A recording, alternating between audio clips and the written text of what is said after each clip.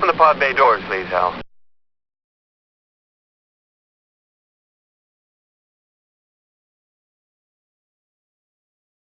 I used to daydream about being old enough to go on dates. I had this image of myself holding hands with a really cute guy, driving along some pretty road.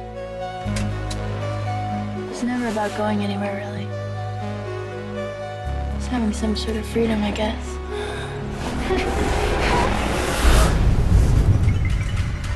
Jay, you awake? You're not gonna believe me, and I need you to remember what I'm saying. This thing, it's gonna follow you. Somebody gave it to me, and I passed it to you. Wherever you are, it's somewhere walking straight for you. All you can do is pass it along to someone else. I'm scared. I need to find him. What did he really do to you? Apparently, he used a fake name to rent a house in the city. This isn't real, I swear to you, this is just some game. If it kills her, it gets me, and goes straight down the line to whoever started it. What exactly is supposed to be following you? I don't know. Something happened. It's not what she thinks, okay? You don't believe me. Mom? No, it's me. Everything's okay. It could look like someone you know, or it could be a stranger in a crowd. Whatever helps it get close to you.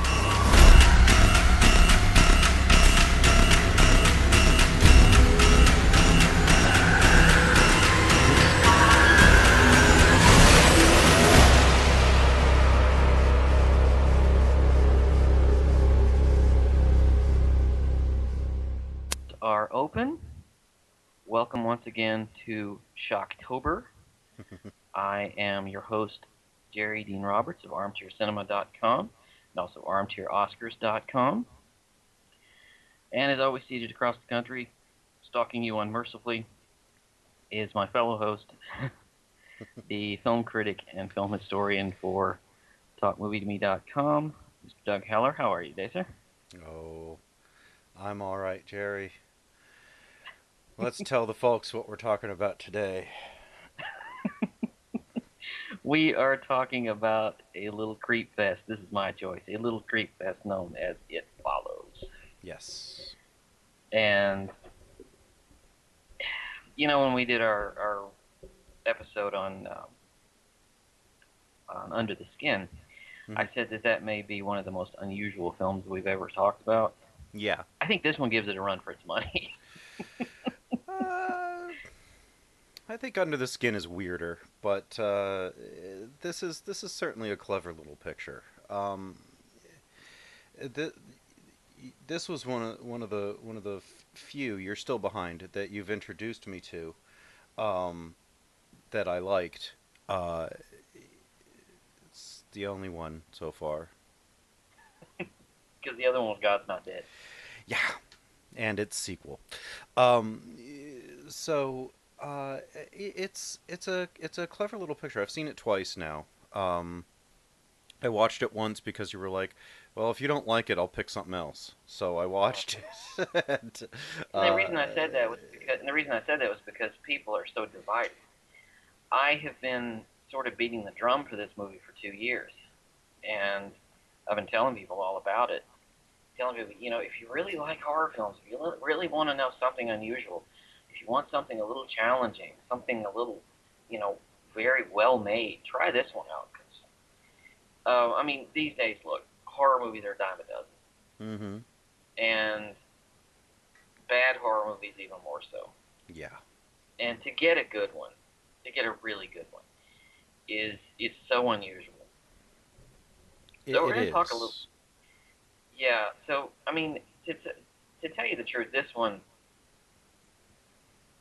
when I saw this in a theater.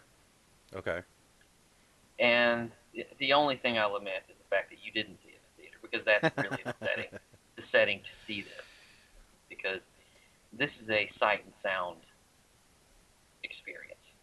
Right. And you really have to, get that theater sound with the mood and the ambient noise and the music. The soundtrack is incredible. Yeah, And it is.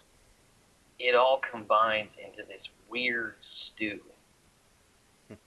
And also, and I don't know if you get this, but sometimes you get a better experience sitting in the dark in that auditorium than you do in your living room Oh, without the absolutely. distraction. There's not only is there distractions, but even if there's no distractions, there's still always the ability to pause, go to the kitchen, refill your drink.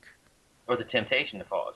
Yeah, the temptation to pause just to be like, well, I'll come back to this. Like the second time I watched it yesterday, I started it in the afternoon and then finished it at night. Right. The first time I saw it, I did it all in one sitting because that's the better way to view Oh, absolutely. a picture, especially one that. And I'll say, um, this does an excellent job of building tensions um, in a way that a lot of contemporary horror films don't.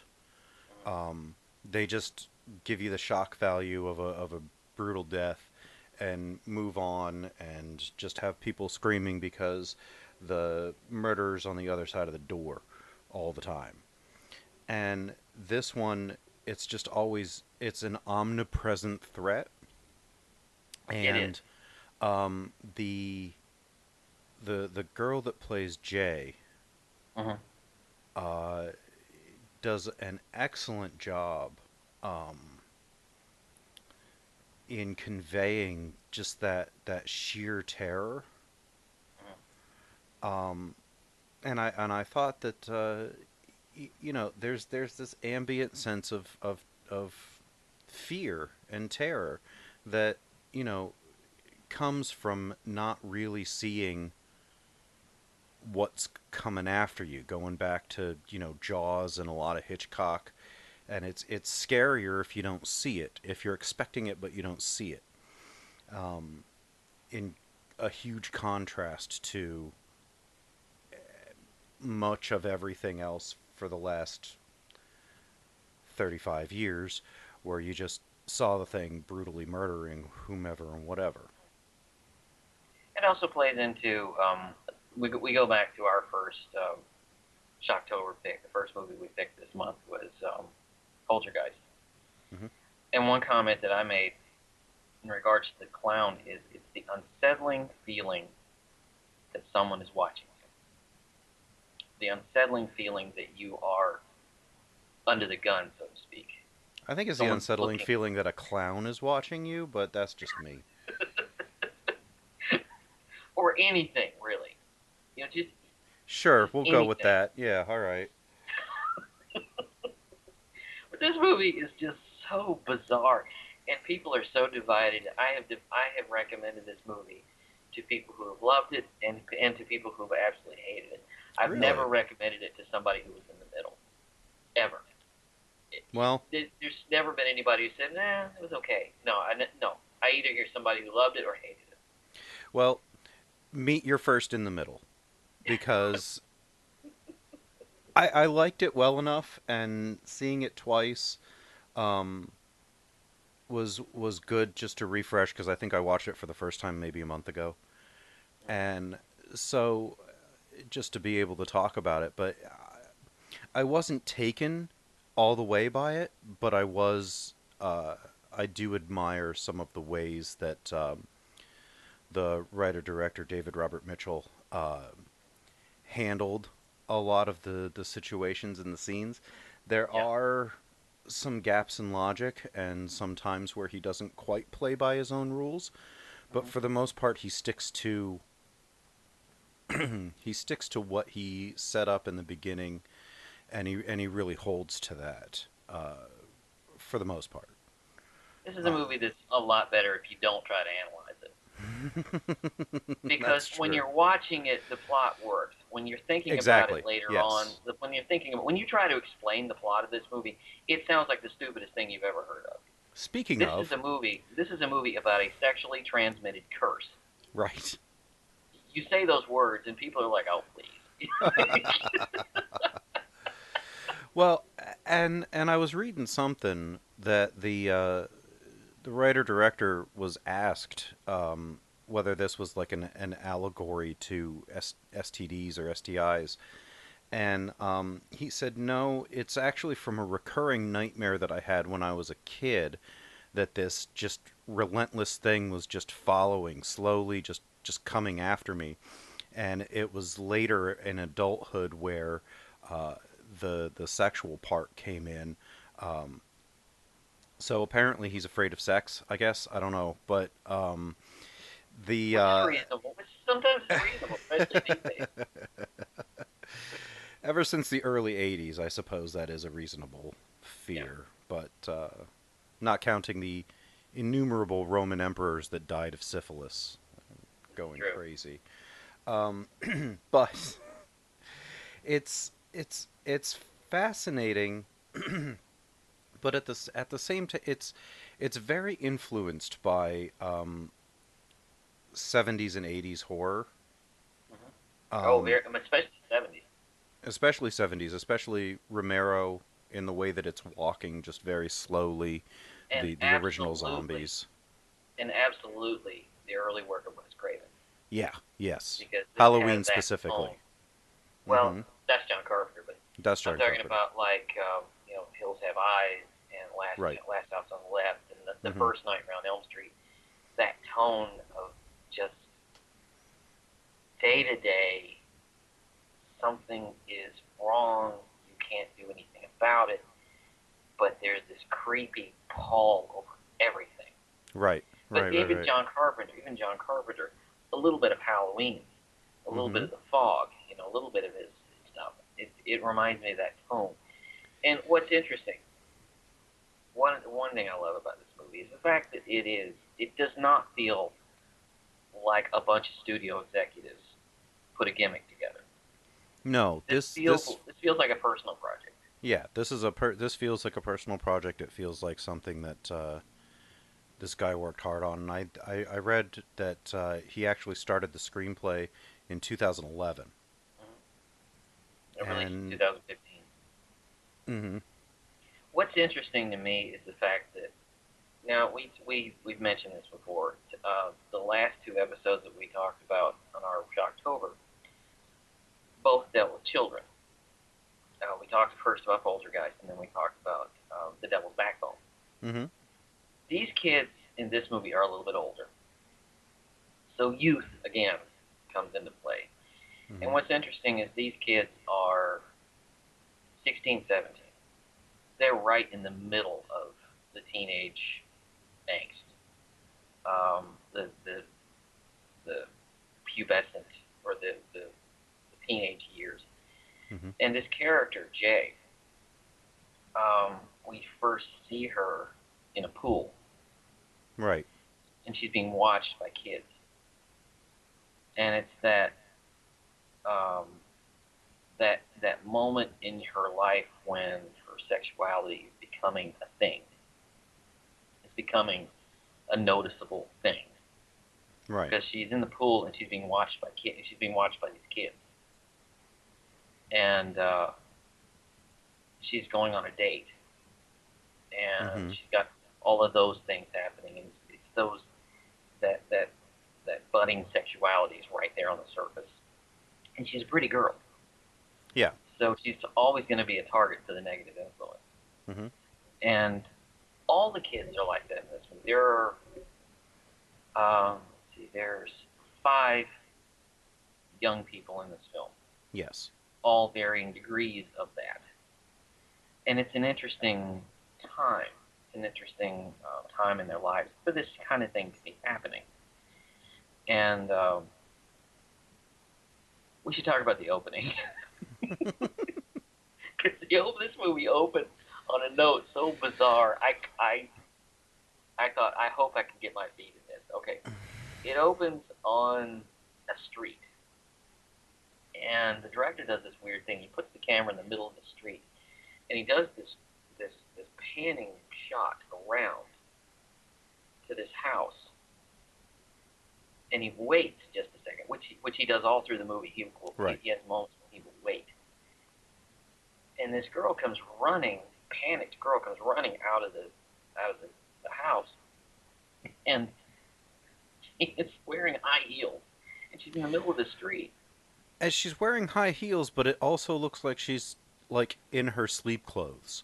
Like Right. I was trying to put that together myself. Like, did she just throw on the first shoes she found, or She may have. She may have. She gets in her car and she drives away. And there are a lot of driving scenes in this film that reminded me of Taxi Driver, where you can see, you can see just the car moving, and and then you see the driver just driving. Mm-hmm. There's no conversation, but they're actually looking for something. It's like Right. they're looking at their surroundings, but she's panicked. Right. And later we see her sitting in front of her car with the headlights on, and she's on the phone talking to her dad, saying, I'm sorry I was so mean to you, and all of this kind of stuff. And it's really a goodbye kind of thing. Yeah. On the beach of a lake. And then we cut to a later scene at sunrise, and there's this beautiful beach, and then we see this poor girl with her leg turned backwards. Around. I mean, the whole it's worth noting that the opening death and one later are the only two times you see a corpse in this whole movie. Right. There are only two real deaths in this movie.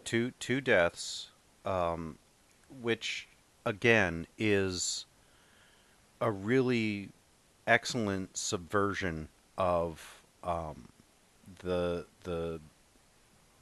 expectations. Now, I think I have a question for you that backs off of that first one. Maybe you can help me. Okay. Now, the kid that passes it on to Jay, which is Hugh, but really his name is Jeff, as we find out later. Right. Now, did he already pass this on to her, and then she got killed and it went back to him, so he's looking for Jay?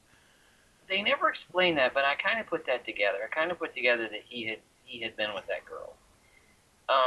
Or is it further down the line?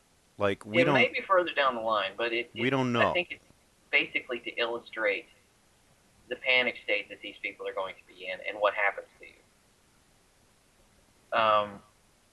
Because what happens is, and I do, if I'm putting the story together in my head, because they never tell you this. No. By the way, that girl is never referred to again. Right. No. That's the other thing that I found interesting about this. There's no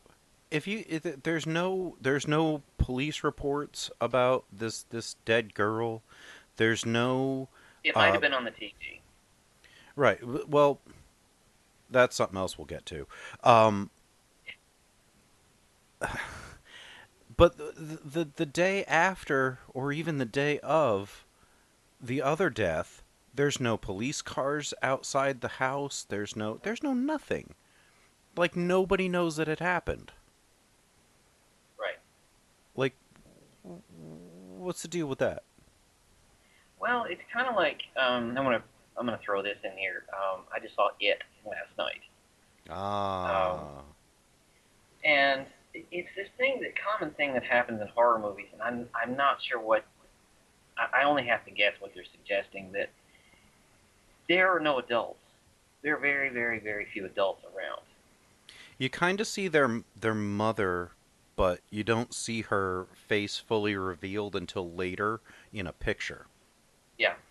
Even though, well, like, you see her sitting there and it's always out of focus, and she's kind of like a Charlie Brown parent. Well, now in this movie, you definitely see one of the parents, because she kills kills the son. So, yeah, it's the absence of parental supervision. I think that may be another theme in these movies. Yeah. Mm-hmm. that there's no real authority watching them, and they're because you notice these kids are allowed to go and do whatever they want. Mm-hmm. They go out to the beach and don't tell anybody. They're just nobody calls them, nothing. Yeah, they go out to that beach house and yeah. It may be that that parents like I don't care what they're doing as long as they don't get in trouble or bring it back here. It may be that kind of dismissive parenthood, but which is very reminiscent of the 70s and 80s. Yeah, pretty much. But let's get to the story. This girl Jay goes on a date with you. Mm-hmm. They're at a movie, and they start playing this game where he says, "What is? I'm going to point somebody out." Right. It's a game that she plays, and she teaches it to him. Right. You try to guess who I would trade places with. Who I trade places with. Well, she does, and then when they're inside the movie theater, he does. He says, "That girl back there in yellow," and she says, "What girl back there in yellow?" And he panics, and they leave. Mm-hmm. And she doesn't know what he's talking about because something's got him spooked. Mm-hmm. Tremendously so. And they end up later that evening having sex in the back of his car. And because what spells romance more than a panic-stricken exit from a movie? Absolutely. Specifically before the movie starts, and it's charade, by the way. Yeah. I noticed that. I want to be able to go into a movie theater like on a Wednesday afternoon, like they do in the movies, and just go in and watch Bringing Up Baby or something like that. I want that part of the movies to be part of my experience in real life. Well, but anyway. Me too, but we'll have to move to L.A. or New York to do that. Maybe Chicago. I know. But not Detroit. No. Maybe not Detroit. Which is where this takes. That's where this takes place and was filmed and everything. Well, they have sex in the backseat of his car, and while she's one of those teenagers that's kind of always. You can tell she's always thinking about something. Mm-hmm. And it's not, hair and makeup and pop stars and all that. She's always kind of focused on something a little more meaningful. Well, while she's doing that, he chloroforms her. Yeah. He chloroforms her. And she wakes up tied to a wheelchair in a parking, I guess, is it a parking garage or is it an underpass? I think it's an abandoned something. And he goes to the trouble to explain to her what has happened. In that he explains that having sex with him, she is now cursed, and she will be relentlessly pursued by something. And she won't know what it is. She won't know how it will look. It could look like somebody close to her.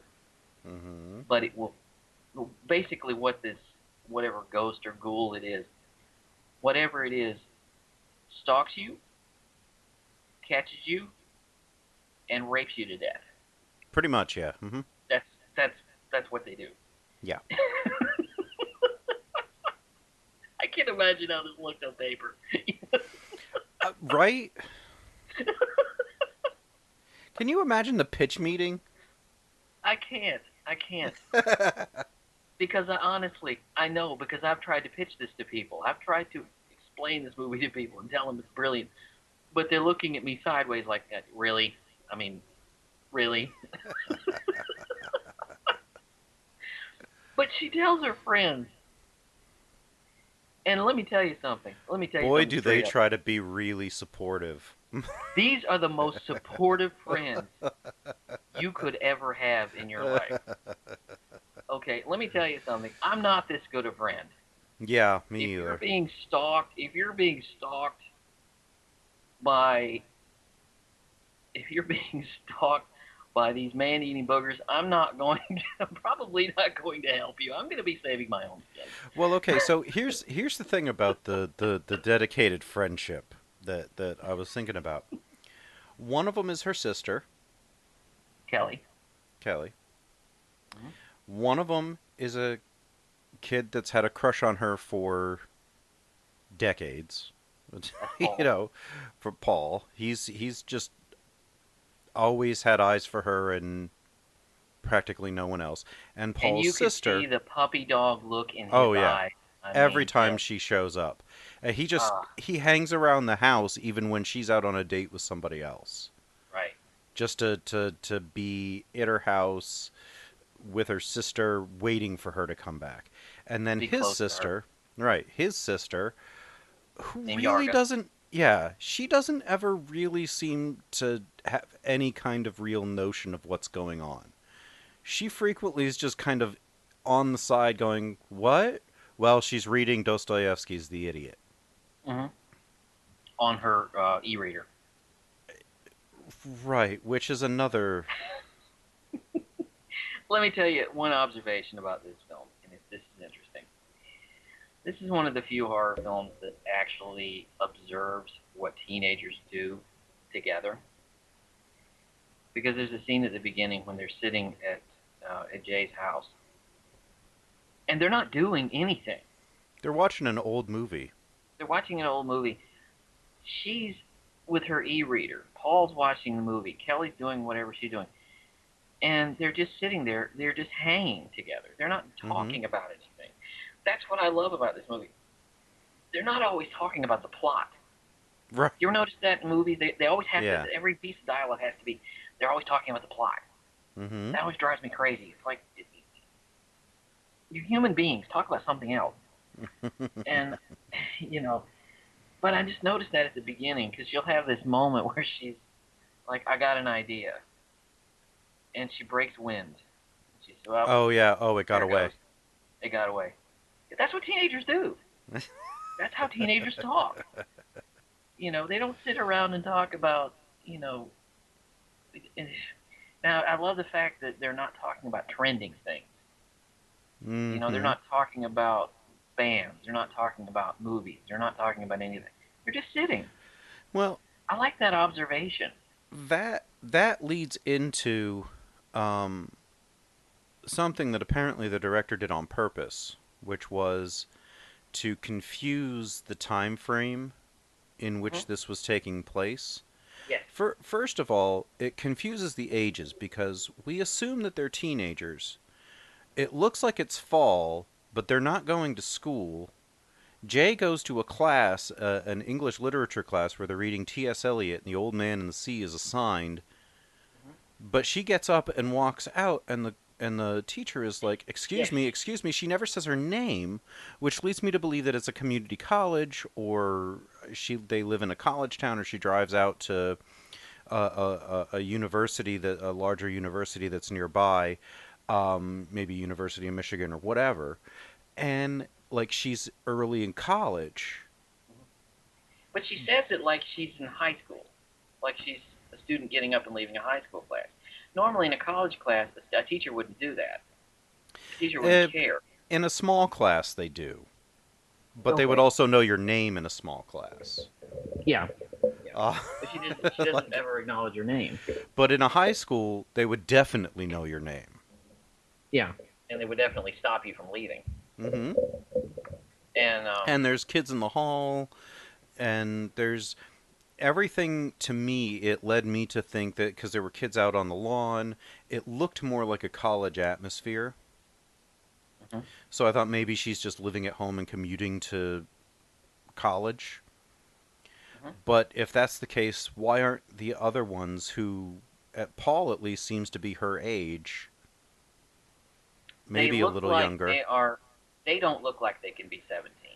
Right, but they look like, it feels like they're in the last week of their summer vacation, but it also looks like it's fall, which he did Yeah, on he kinda purpose. Like confuses those they things. wear jackets in the day, but they wear next to nothing at night, running outside, and they're not even bothered by the temperature. I like that little confusion of timelines because it makes everything seem sort of out of time, Mm-hmm. sort of out of place. It just makes everything a little unsettling. Right. Like It gives you a the vantage point. It gives you a vantage point, like it's something doesn't feel right. Right. Something I feels. mean, like when you're watching it, you see at the beginning the girl calls her father on her cell phone. It's a modern car, all this stuff, and then we go to Jay's neighborhood where a lot of the cars are from the 70s and 80s.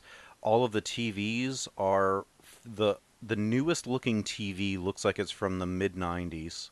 Yeah. They're all CRT, cathode ray tube, And she's pre got an e-reader flat that, screen. what is it, a clamshell? Yeah, it's It a looks like a clamshell. compact.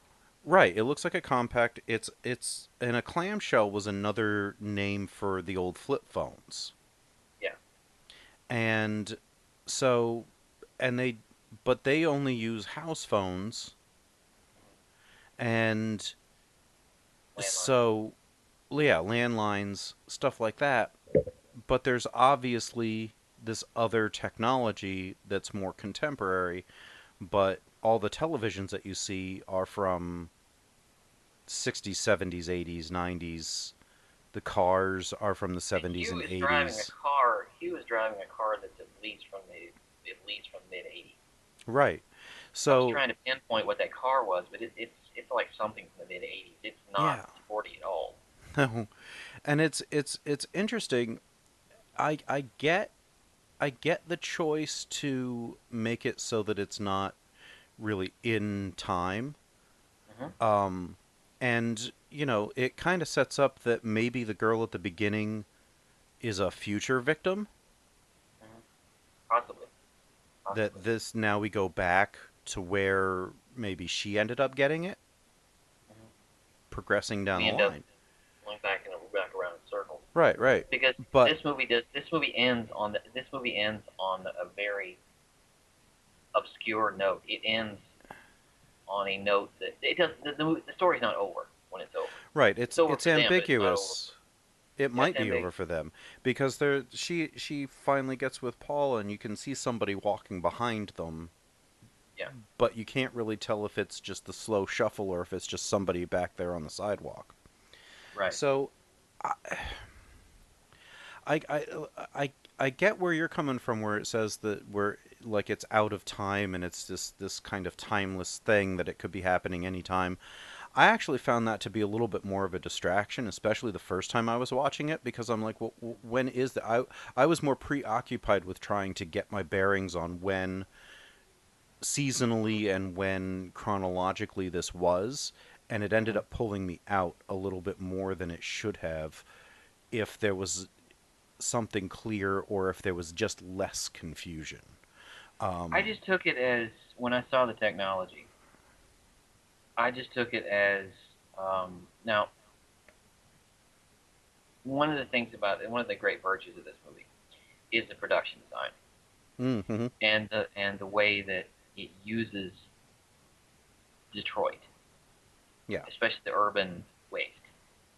Yes. A lot of poor people, a lot of people out of work, a lot of people, little, I won't say destitute, but a little living less than they probably should,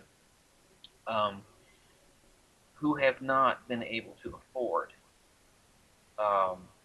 technology, flat screen TV, not been able to afford a Galaxy, a cell phone, an iPod, or whatever, and are still living with what they had. I kind of settled into that. Well, because, I see that point, but they're also in the suburbs. All, like, obviously in a better part of the city. And there's a comment later where the Yara says that she said, yeah, Yara, her mother said never to go past 8 Mile, and she couldn't figure out why until she realized that that's the border to the city where the suburbs end, and she kind of felt like that was unnecessarily precautious and kind of bigoted. Yeah. And that's where they were going. They were going into the city. They were crossing 8 Mile, even though it was only a few blocks away. So they're on the first fringes of the suburbs. So they're outside the city, but they're not in the really super wealthy part Yeah. of Detroit, if there is still a super wealthy part of Detroit. Nowadays, I don't think that that's really a thing, but it's interesting. Yeah, I mean, they are on the fringes, so they're pretty close to. They would be in the part of town where if some kind of criminal activity spilled over from the outskirts of the city, they would say, "Oh, I can't believe that it's actually gotten into our neighborhood. Things are getting out of control because our whiteness is threatened." Yeah. And that's another thing for Detroit. There are no black people in this movie, which None. none, absolutely none at all. Nowhere, even at the college. But Which there's a very streamline of characters, even though they're white. There's a very streamline of characters. There's not a lot.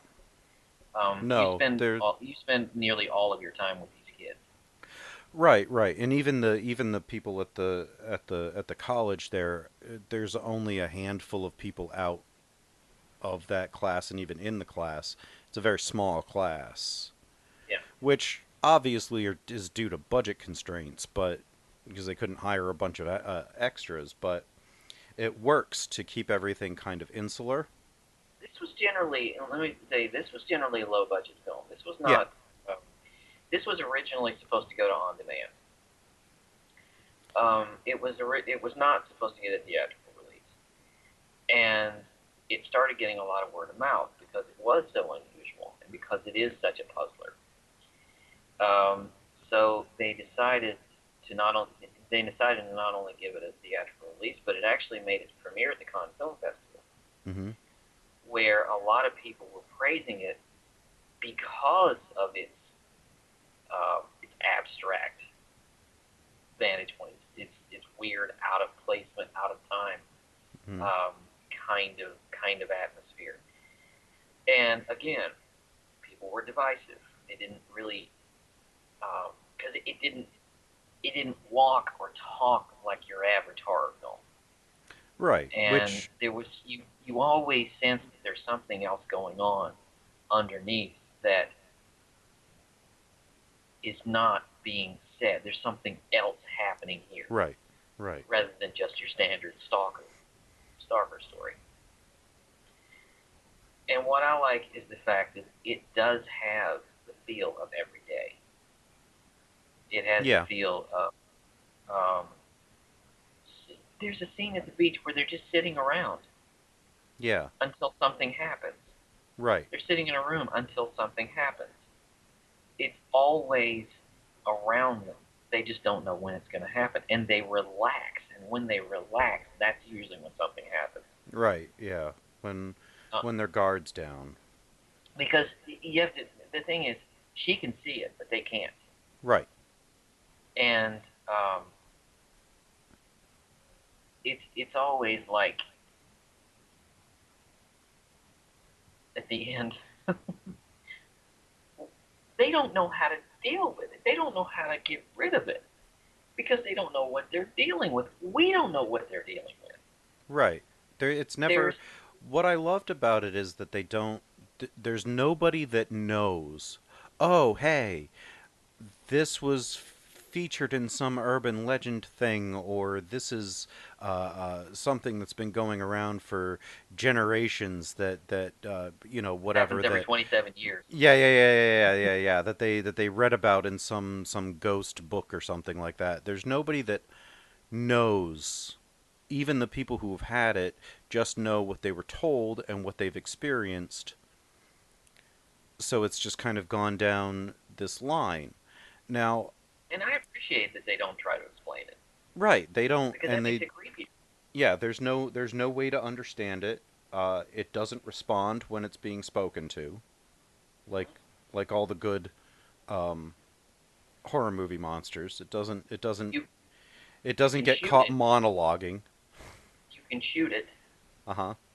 It might go down, but then get right back up again. Sometimes that works, and sometimes it doesn't. Right.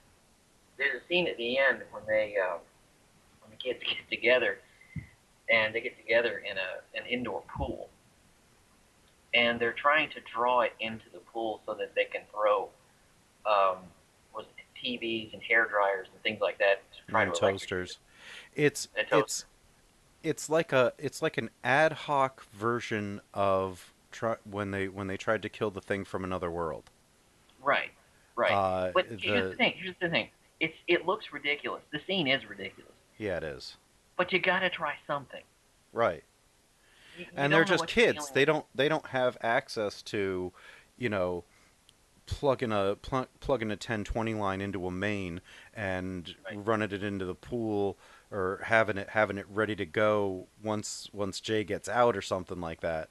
Um, they don't have that. I mean, they're not Kevin McAllister. They don't have Right. this amount of time to plan and all of that. Um, They're desperate yeah. because one of their friends has been killed.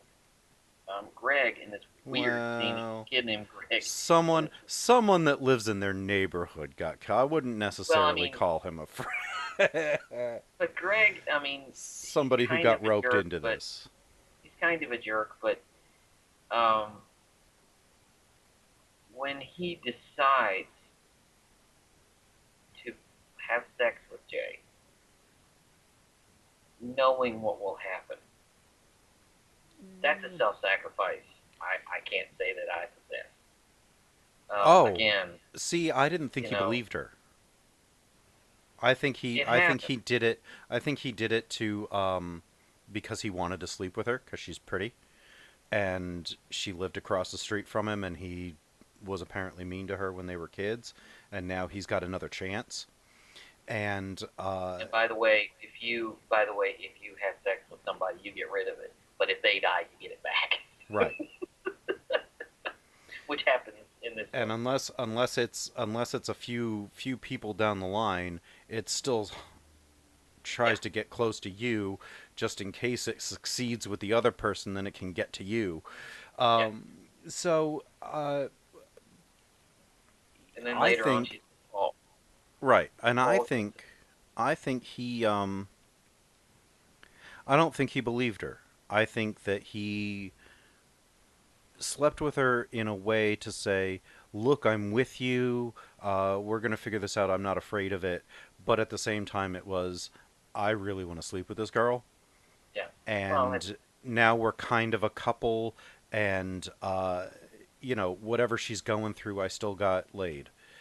And might get laid by her again. And so, because, like, he keeps saying, like, I don't see anything. And she doesn't always see it either. The only reason she knew that it was coming was because of that wheelchair scene that he made her wait for it so she could see it and prove that it was real. Right. There's a naked So girl that comes forward her. to prove that it's real. It's an interesting shot, by the way, because when he starts moving that wheelchair around, she's tied to it, and Right. the camera's obviously hooked to this wheelchair. Right. So when he starts moving, you're moving with her. Mm-hmm. That's a really interesting. I love little choices like that. You didn't have to do that, but I love those little choices like that. I love the idea of later on Paul is with Jay, and he does get it. And there's a scene where, right at the end of the movie, where he's driving around and he sees two prostitutes standing on the corner, and he considers, maybe I could pass it off to them. Mm-hmm. But, doing that, maybe trade one problem for another. There's that. There is, because I've noticed, I wanted to ask this question too, because again, when you start thinking about it, it kind of does start to fall apart. You can really admire the craftsmanship and the originality of it, but I think that's where I am with it. I admire the craftsmanship and I admire the boldness to tell a story. right. It's silly. Because if you notice, all of the intercourse is unprotected. Right. Insofar as we can tell. Now, would it get transmitted if a condom was used? I thought about that. I also thought would it get transferred if she had sex with a girl. Now, see, yeah, because does it rely on penetration, or is it just the act of sex? I don't know. And I mean, there's a variety of other ways that you could relate penetration to lesbians. Like, there's so many questions that lead it out. And if, like I was telling you, first of all, I'm kind of a petty and vindictive person when it comes to somebody doing wrong to me.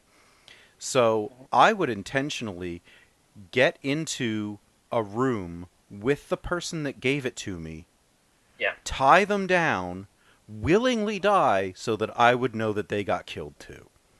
Yeah. And if the government would ever find out about this, they would track it down to the last person, put them all in a community, and wait till everybody was dead. Right. Which could be a long time, because they could just keep passing it off to each other. Right. But it would be like this consolidated little, the needs of the many outweigh the needs of the few kind of a situation, and they would just literally just let it run its course, like a trying to eradicate a disease in a laboratory. So there's it seems to me like there's ways to. Or there's this. Now the ghouls don't run. No, it just walks. It just walks toward you at a good pace. If you moved, let's say you live in Detroit, right? Move to LA. It's going to take the ghoul probably about 10 months to walk from Detroit to LA. Ah, the director actually said that in theory it could board a plane to follow you. Or,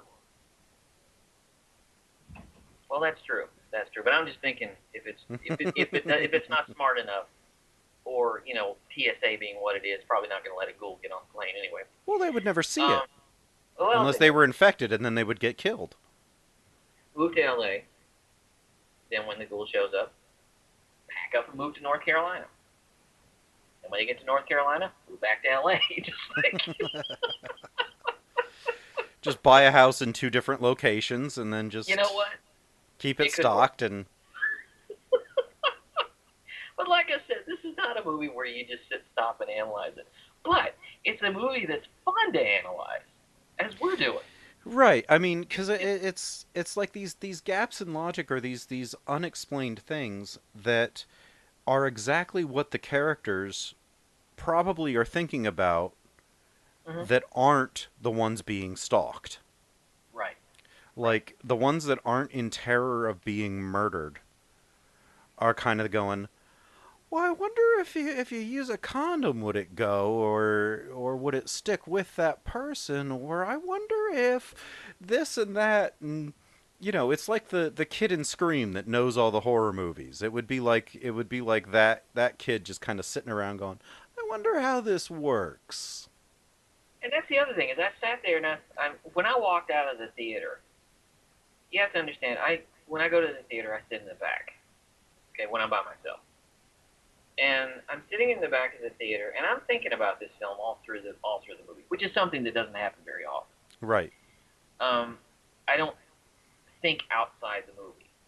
Mm-hmm. I'm not thinking outside, unless something is driving me nuts, which there was one part of it that was driving me nuts. But I could tell you what part of it would drive me nuts. What's that? The clown.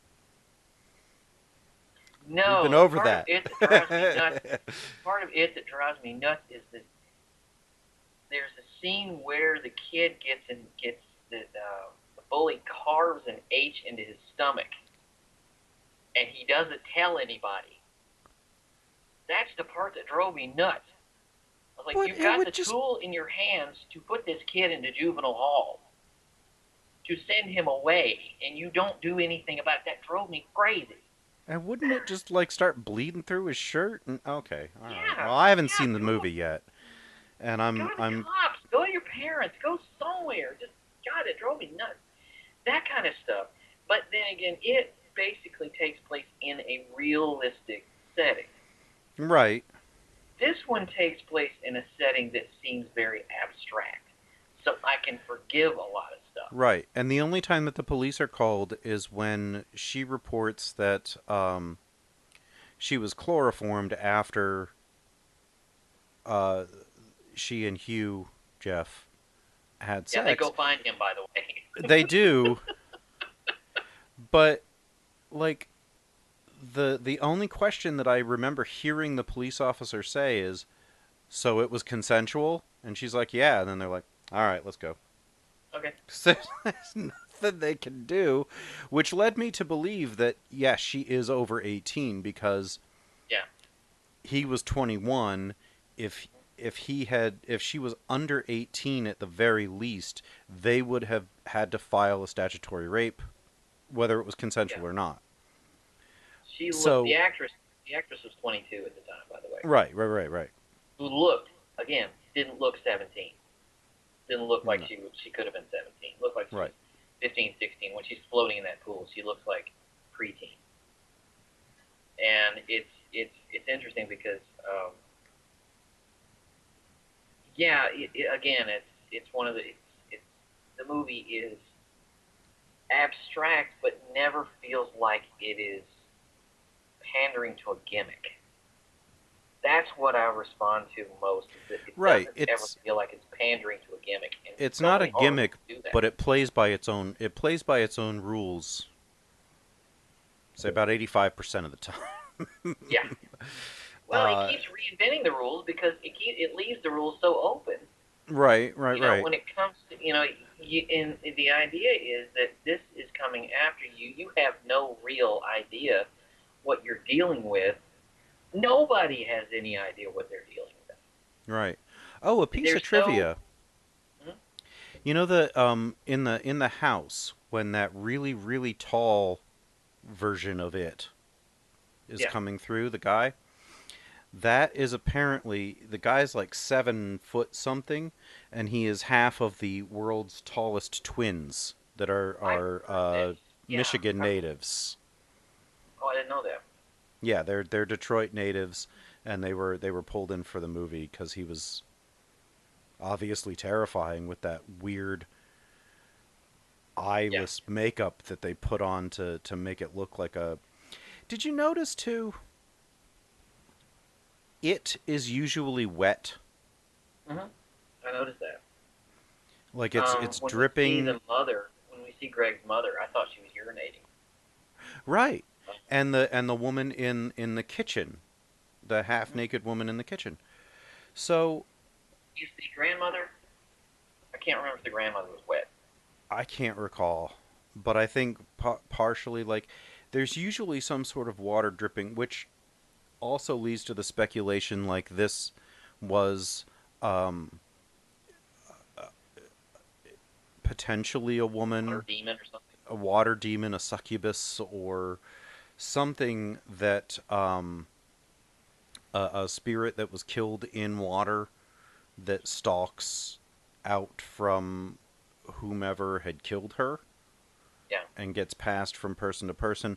Like there's an old folk song called the Banks of the Ohio that the guy asks the girl, will you marry me? And she said no. So he stabs her in the chest and throws her in the river. Nice. To watch her drown. And there's a lot of old folk songs that they're like, the guy's like, hey, will you marry me? And the girl's like, no. And then they throw her into a river to drown. It's like, oh, that's nice. Anybody who thinks that the modern age of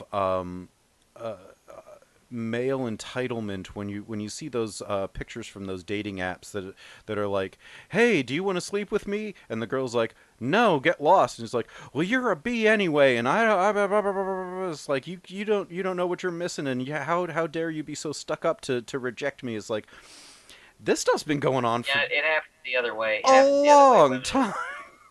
It happens the other way too. Women try to pick up men, and it's like, the man's like, well, I'm not interested. She's like, well, you must be gay then.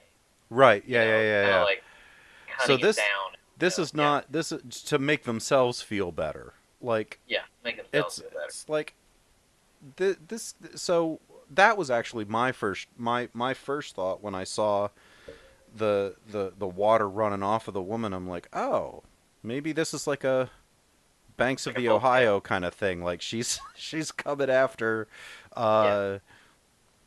jilted loves or something like that. But it's this weird set of rules that's just now evolved in from maybe a genetic line that has spread or Well, something like that. It's hard to let's it's just hard to say put this. down. Let's just say this. What works here is again the idea that this director David Robert Mitchell has put together a story that is such a puzzle, and he leaves so much of it ambiguous that you're thinking about it as you're walking away from it. Again, Right, when I right, saw it right. in the theater, I got up, I walked down the aisle. I remember, walked out of the theater, across the lobby, and out into the parking lot. Never once, never once did I ever stop thinking about what I'd just seen. Mm-hmm. Never once.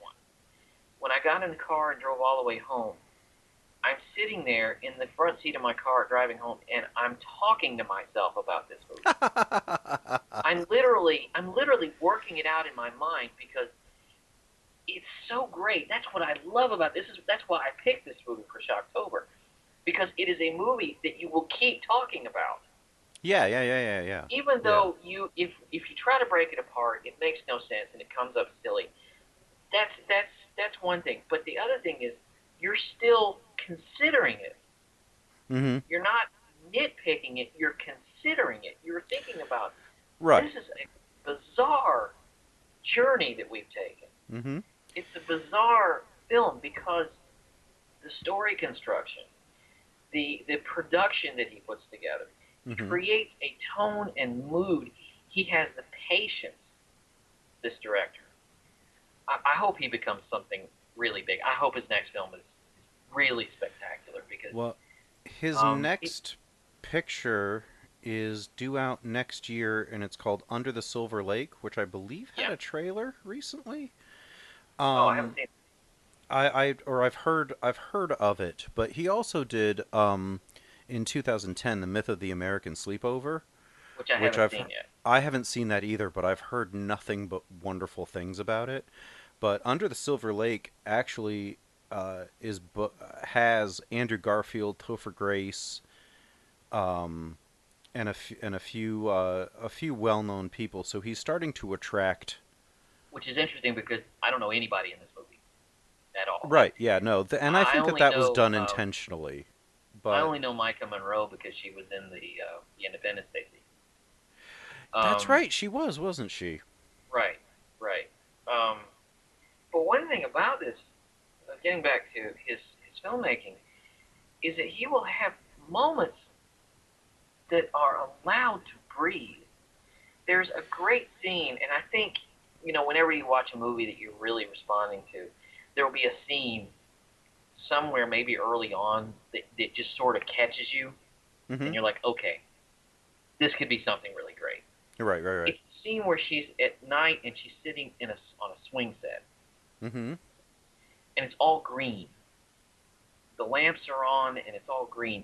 She looks this way, she looks that way, she looks this way, she looks in front of her, and nothing happens. Right. And then her friends come up, and you can tell that they're okay because they're moving quickly. Yeah, and they're doing this thing where he does this thing where he shoots just over her shoulder, just over her Mhm. left shoulder.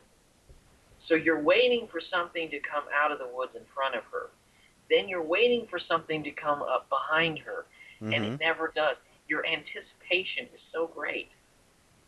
That's how he plays with you. That's what good Which, horror directors I do. mean, right, and that's where my appreciation of the picture comes in, because he really does ratchet the tension without diffusing it. Right. In Without a feeling like he's got to throw something at you. Right. So it's not diffused by a startle and then some kind of an action sequence. It's diffused by safety. Yeah. The friends coming. Used by safety. But Yeah, there's still it only dials down one notch instead of all the way down after the startle and the running away, and then you think, well, they're okay for now. It could still be there. And you're aware of that, but now the friends are there, so there's an element of at least faux safety. Yeah. Um, And a lot of it is played into the music. which Because is there's a very remarkable. electronic. It's an almost an electronic kind of score. Mm-hmm. It plays these boom kind of thing, Kind of like Under the Skin. kind of like Under the Skin, and it's an electronic kind of score that's never incidental. No. When there should be incidental music, there's nothing. Right. The music only plays when it needs to, and it's done by a guy named Richard Freeland, who goes by the very weird stage name of Disaster Piece. Which I love. I I love that name. I love that name. But yeah, he does. He goes by these weird kind of. It doesn't have a streamlined soundtrack. Under the Skin didn't have a streamlined soundtrack. Right. But even at the end, the music plays into the credits. It doesn't. The picture doesn't stop, and then we go to the credits. It's like the music plays throughout the credits, so you feel like that whatever is happening is still happening. Right. This through line, and I love that. I love how this movie is put together. Right. And he did that score. I'm reading now in less than 3 weeks. Yeah. Which is very, very fast. The thing that I wanted to bring up before we kind of pull this in for a landing here, the choice of Yara reading The Idiot is not accidental. Really. If you listen to, especially at the end, when she reads a part of it, the quote that she reads is, "But here I should imagine the most terrible part of the whole punishment is," which the whole punishment I think is life in this particular instance. "Not the bodily pain at all, but the certain knowledge that in an hour, then in 10 minutes, then in half a minute, then now, this very instant, your soul must quit your body, and that you will no longer be a man. And that is certain. Certain." Wow. It basically sums up the fact that the whole picture is nothing but anticipation, and the fear is not the death, it's knowing that you're going to die. Right, and it plays into that whole thing that happens in life where we go about our daily lives, we go about our daily business, we go about our daily things, we go to work, we come home, we have dinner, but something could come in to harm us at any moment. Right, and you can't think about that because then suddenly life becomes meaningless. Right. You know, it could be a wild animal, it could be a serial killer, it could be anything. You could take a turn anywhere, and something horrible could happen to you. Right. It goes back to Annie Hall, when it flashes back to when he's a kid, and talking to the doctor, and the mother's like, "He stopped doing his homework. Why?" And he goes, "Well, what's wrong?" And he goes, "Well, the universe is expanding, and eventually it'll expand, and then it'll just come apart." And the mother's like, "What does that have to do with you? That doesn't have anything to do with Brooklyn. What is that your business?"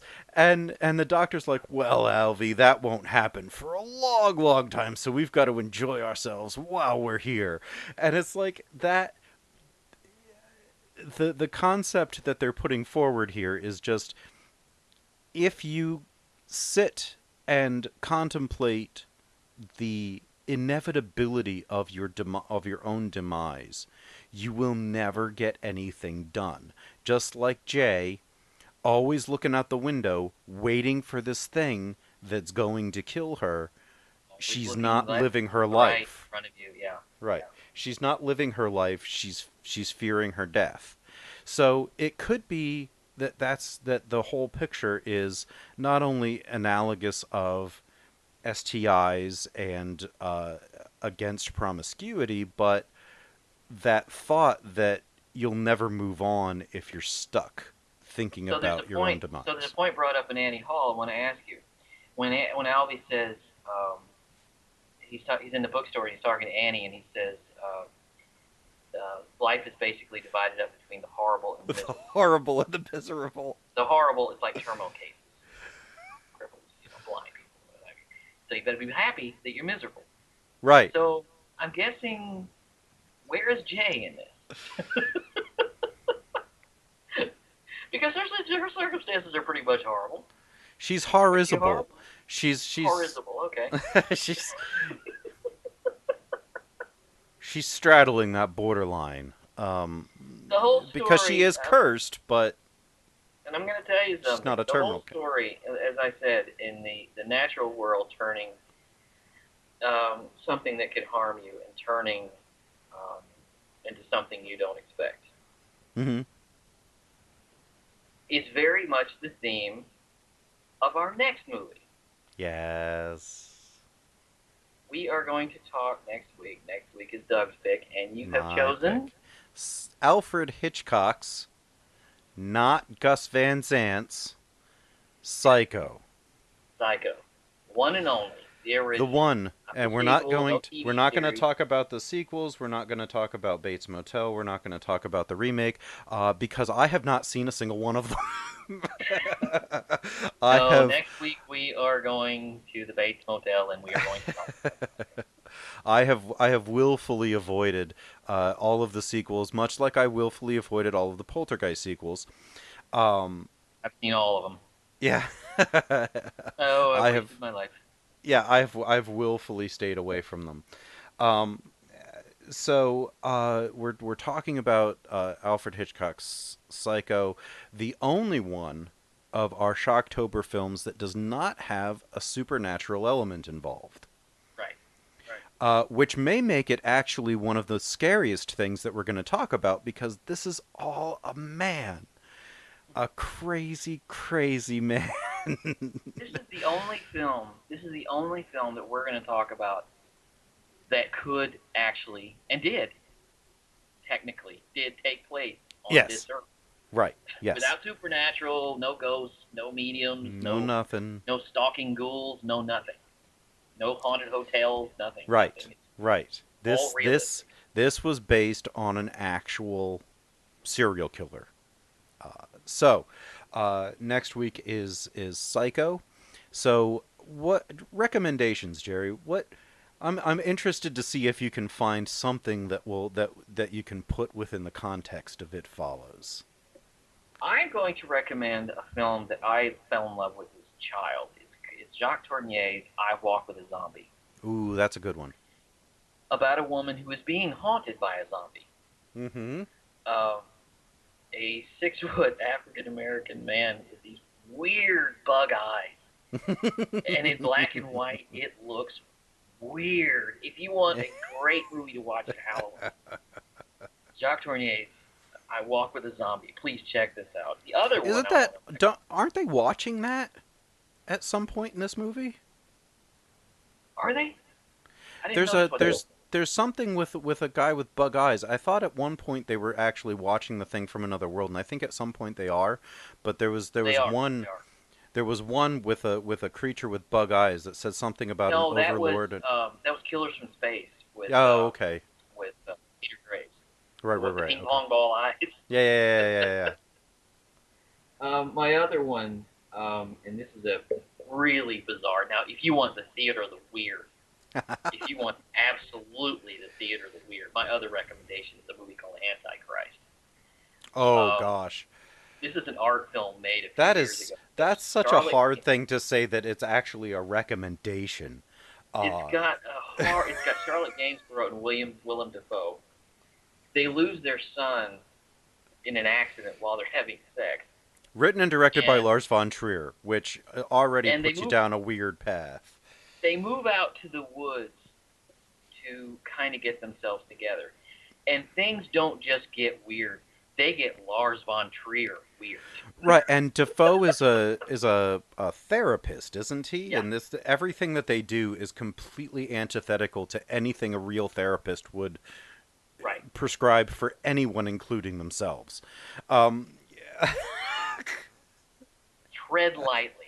This Yes. is an art film with a capital A. I mean, Oh, it is. It's especially if you know- incredibly especially if you know- disturbing. yeah. Oh. Especially if you know Lars von Trier. He's an acquired taste. We'll go with But those that.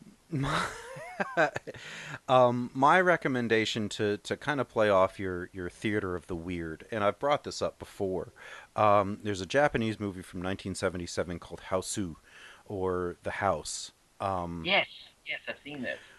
Which is ridiculously weird. Like, you want to talk about gaps in logic and just not understanding what's going on, but being endlessly entertained and creeped out.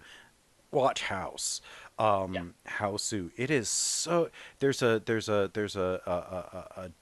killer piano at one point. There's a killer well. There's the house is just trying to kill these girls.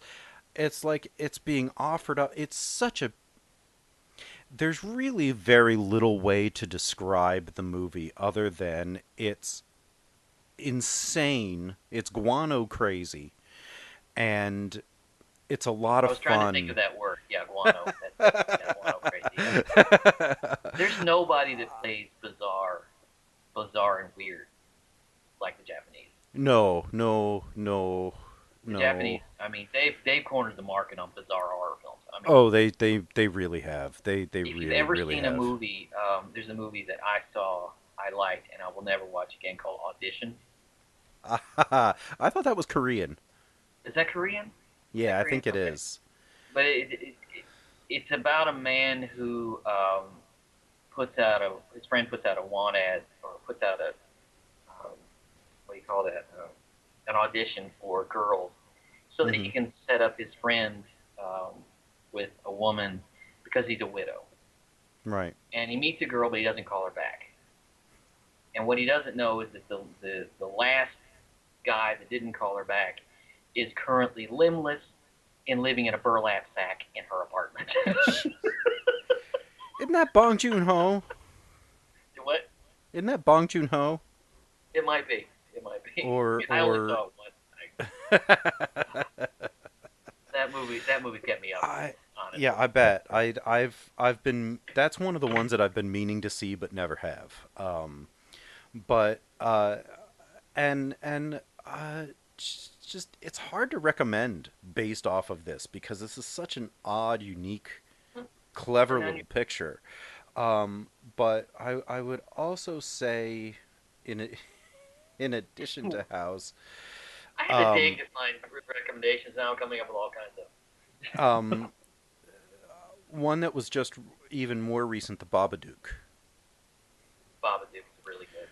Which is it's good, it's odd, and it has similar supernatural themes, but it's also very good at ratcheting up tension and not letting you know what it's going to do next. Right. So with that, I think that we can close the doors on It Follows.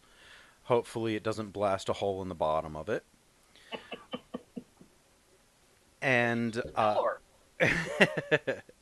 so thanking you as always for sticking with us and listening and indulging us in our pursuits to talk about films that have just been on our mind, themed or otherwise. We appreciate you sticking with us. My name is Doug Heller. I'm the film critic and film historian for TalkMovieToMe.com. You can find me on Twitter at TalkMovieToMe and the number 1.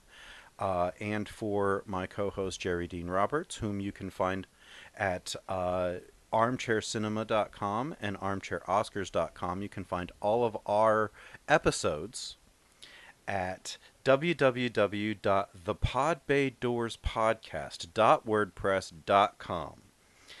And that about wraps it up for us. And give us your likes and your comments, anything that you want us to cover go in the future. Please let us know, and we'll be happy to work recommendations into our schedule. And again, thank you very much. The pod bay doors are now closed. The mission has been completed.